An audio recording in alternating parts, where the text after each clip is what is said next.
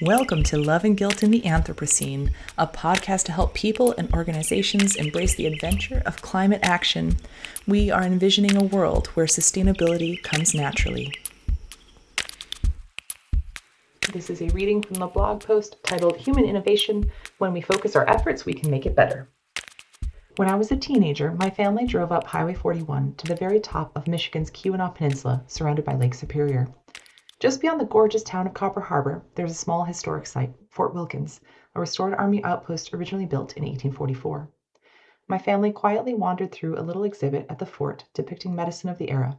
As I looked through the displays, I felt nauseous. One placard explained where the phrase "bite the bullet" came from.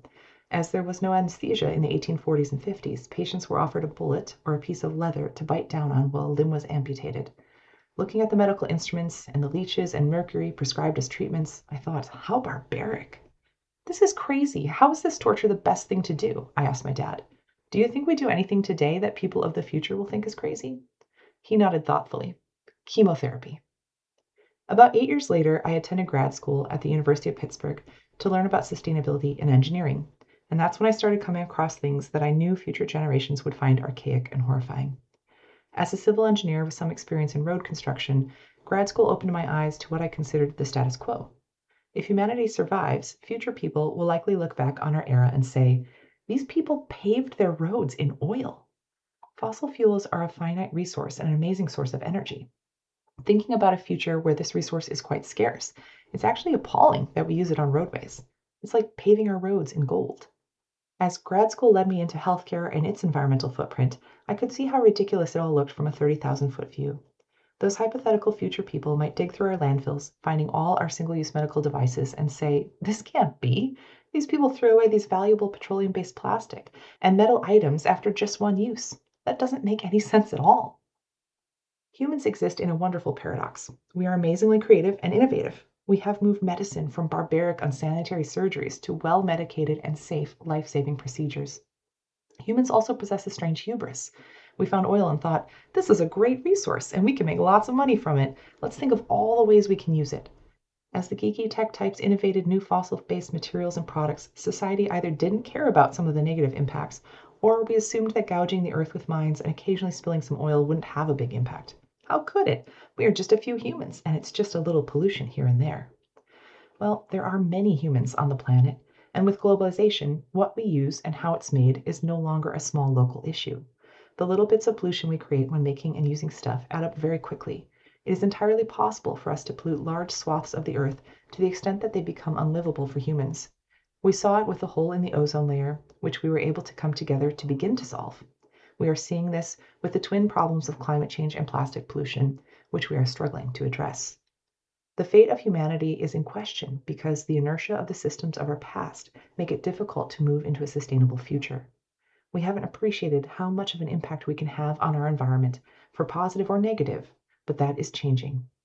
People today are starting to realize just how unnecessarily wasteful, can I say archaic, our way of operating is in surgeries and our daily lives. These people are starting to demand change, to innovate and create, and to speak out about new pathways forward.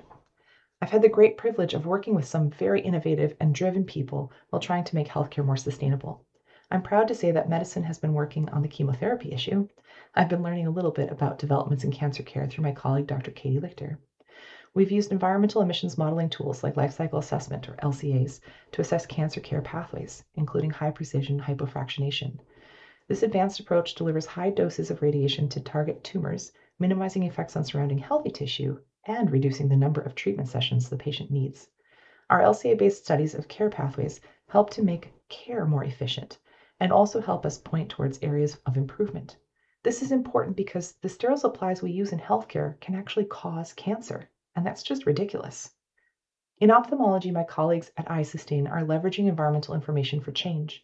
We've conducted studies on the footprint of common care pathways around the world, topical drug wastage, and even paper instructions for use sent along with implants and drugs.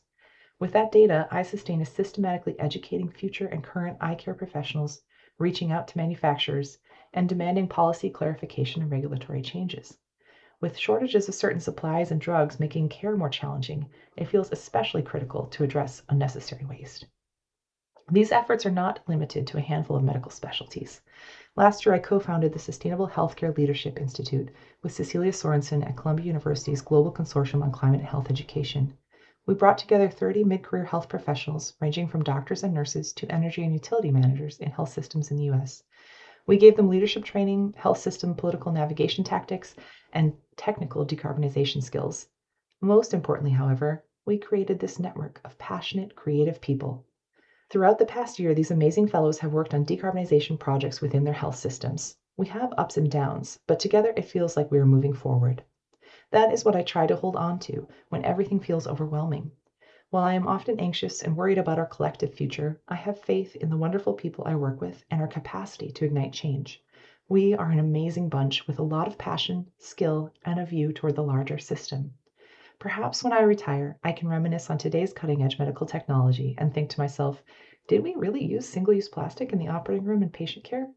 Hopefully by then we've managed to transform healthcare into something better for our health, something better for us and this planet we need for humanity to truly thrive.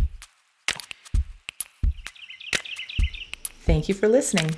If you want to embrace the adventure of climate action, subscribe to our podcast and check out our Love and Guilt in the Anthropocene blog at clinicallysustainable.substack.com.